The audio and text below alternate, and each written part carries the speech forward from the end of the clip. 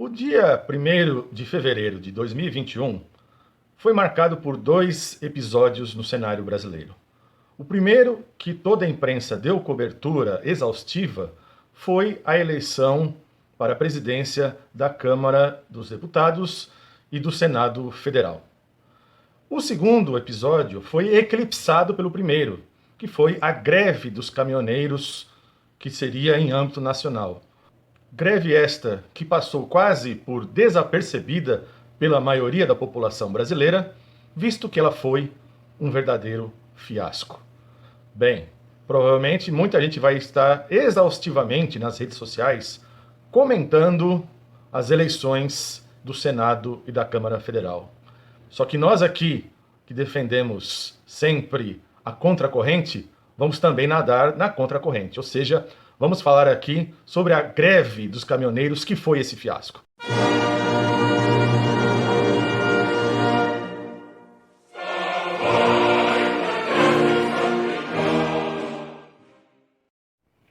Para entendermos esse fiasco dessa greve de 1º de maio de 2021, temos que voltar um pouco no tempo e observar aquela greve lá no governo Temer de maio de 2018, que não foi uma simples greve. Foi, além de greve, um lockout. Foram as duas coisas ao mesmo tempo. Porque assim como os caminhoneiros autônomos lutavam pela greve, você também tinha todo o interesse dos empresários que promoviam suas paralisações, buscando o seu interesse no sentido de diminuir o preço do diesel para, obviamente, ter maiores lucros. Portanto, ali você teve uma concatenação entre greve e lockout, que não foi agora o caso. Ou seja, o empresariado não abraçou essa greve. Além do que, as várias entidades representativas dos trabalhadores também racharam. Ou seja, algumas chegaram a apoiar e outras literalmente se puseram contra a greve. Se em maio de 2018 os caminhoneiros conseguiram uma redução de 46 centavos lá do preço do diesel, que também, no caso, queriam os empresários, além disso, os caminhoneiros conseguiram para si uma tabela de preços de frete, que se dividia em 5 categorias, né? Essa parte, em termos de tabela, não era de interesse dos empresários. Mas o que eles fizeram na sequência? Passaram a bular essa tabela. Ou seja, existe uma tabela mínima de preços que não é cumprida. Como é que funciona isso? Vamos supor, há um transporte a ser feito. Cada tipo de transporte tem um preço, conforme o tipo de transporte, conforme a carga, o peso, a distância, enfim, está lá na tabela. Digamos que você tem aí um frete que sai a R$ 5.000, conforme a tabela. O que faz a grande empresa? Oferece para o trabalhador autônomo a 3.500. Claro que está muito abaixo da tabela. Fulano A não quer, fulano B também não quer, fulano C não quer. Aí aparece um D e aceita, né? E tudo isso teria que ser fiscalizado pela ANTT, cuja fiscalização existe, mas é insuficiente. Às vezes tem até denúncias dos próprios caminhoneiros autônomos, mas a ANTT muitas vezes acaba fazendo vista grossa, né? Uma, porque não tem gente suficiente para fiscalizar, outras porque você tem gente que pode ser subornada também, além do que, mesmo que os trabalhadores autônomos peçam para fazer a fiscalização na empresa e não somente na rodovia, bom, não existe fiscalização na empresa, né? Até o momento não existe. Portanto, esse tipo de sacanagem que começou logo após a implantação da tabela, né? Você tinha um ou outro, uma ou outra empresa já burlando, né? E agora, segundo a própria ANTT, mais de 50% dos fretes são burlados. Portanto, mais uma vez, é o capital se colocando para cima dos trabalhadores. É bom lembrar também que na greve de 2018 também surgiu todo um clamor pela intervenção militar contra o governo Temer, portanto, clamando pelos militares no poder.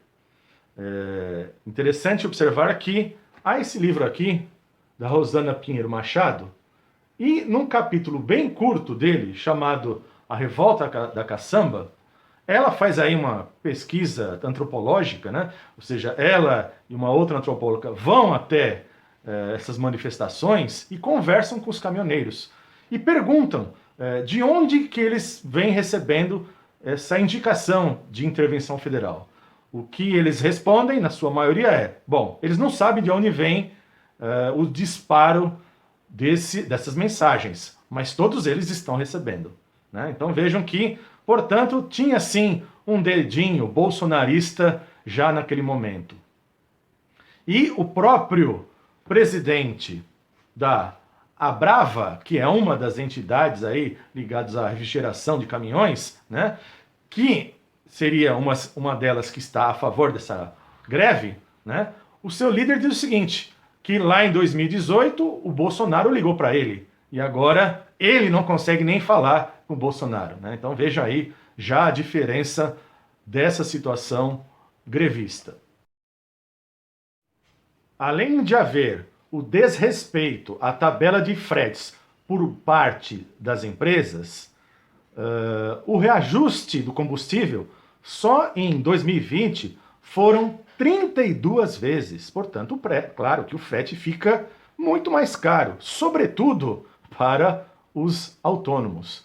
Além do que, aquela promessa de se fazer um documento eletrônico dos transportes, porque isso significaria que a tabela de frete seria acompanhada pela ANTT, até agora o Ministério da Infraestrutura, né, lá do Tarcísio Freitas, não só não fez, como não tem nem prazo para fazer. Isso é bem a cara do governo Bolsonaro. Ou seja, deixa as coisas rolarem.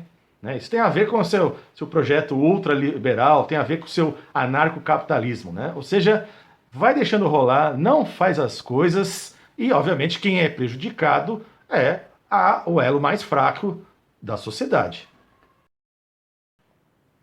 Durante a preparação da greve, os caminhoneiros fizeram aí uma peça publicitária de quase 4 minutos, que rolou aí pelas redes sociais.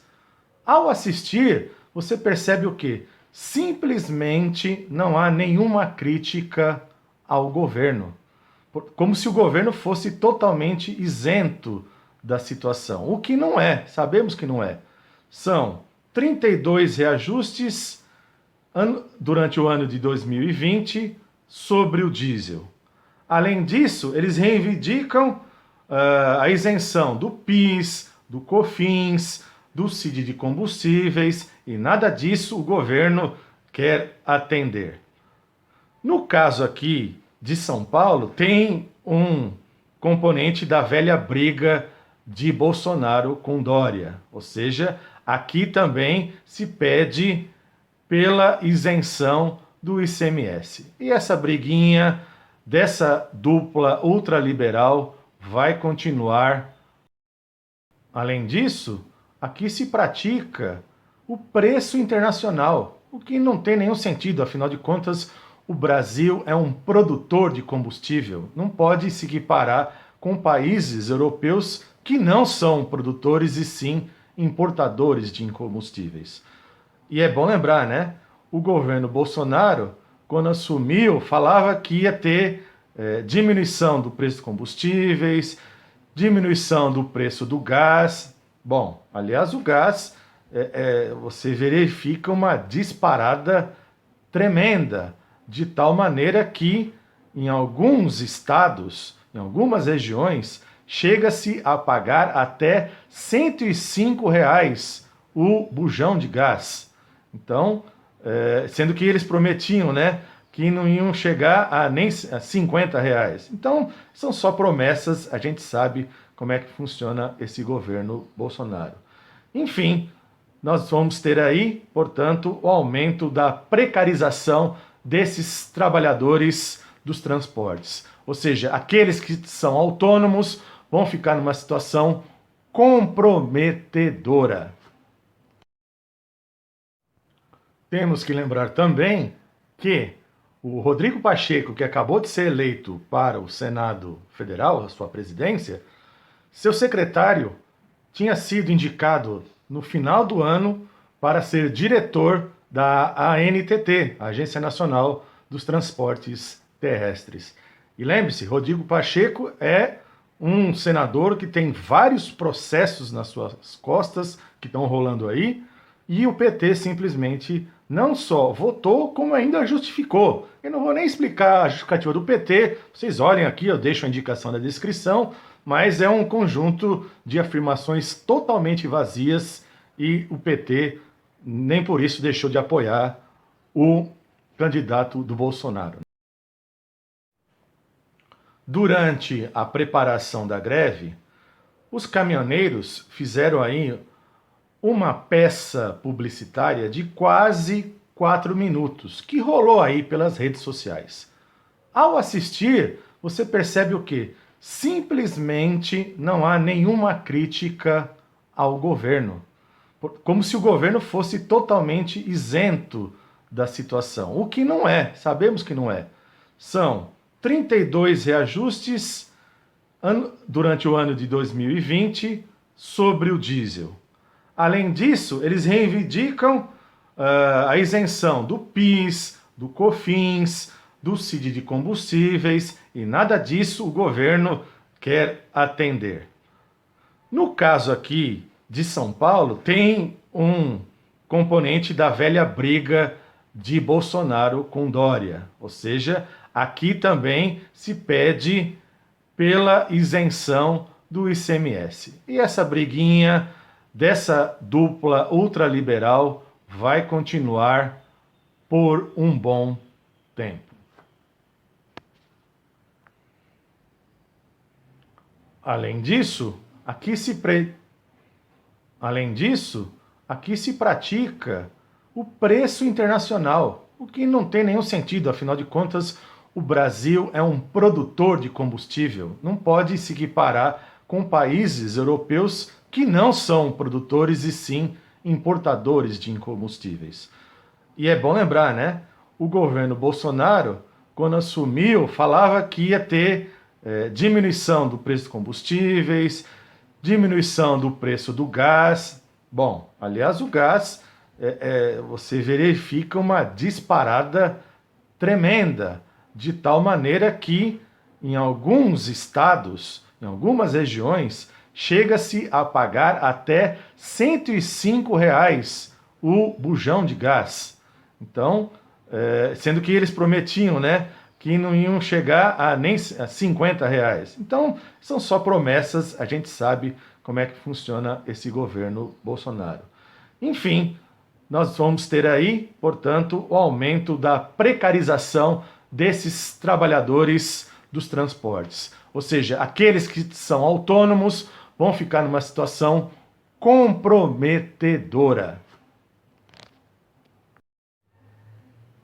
Horas, para entender esse movimento de precarização desses trabalhadores caminhoneiros. Ou seja, a situação vai se tornando insustentável para quem tem seu caminhão próprio, ou seja, a tal ponto de ele ter que virar, portanto, um verdadeiro precarizado, tem que se submeter a esses fretes abaixo da tabela.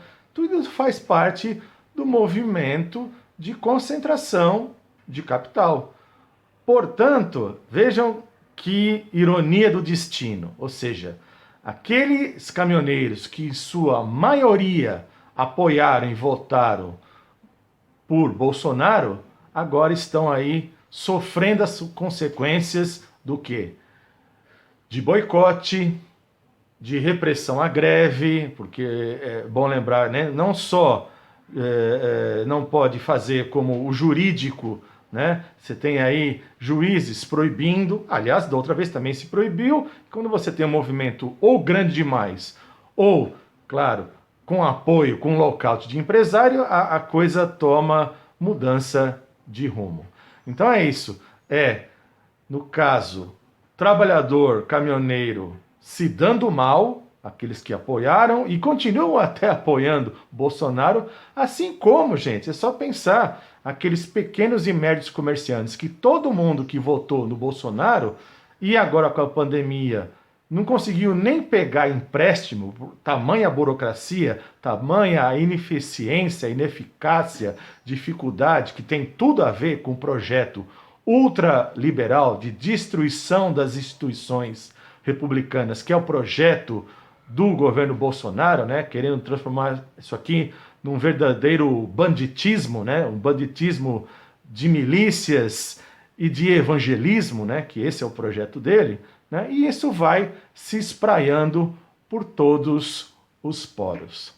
Bem, é isso. Eu deixo aqui para vocês na forma de artigo, aqui no final desse vídeo, né? Eu fiz um artigo lá na greve 2018, né? Não tive onde publicar, só pessoas mais próximas a mim leram, então eu deixo aqui na forma de fotos, são 17 fotos, e quem se interessar, vê aí a minha análise logo após aquela greve de 2018, tá ok?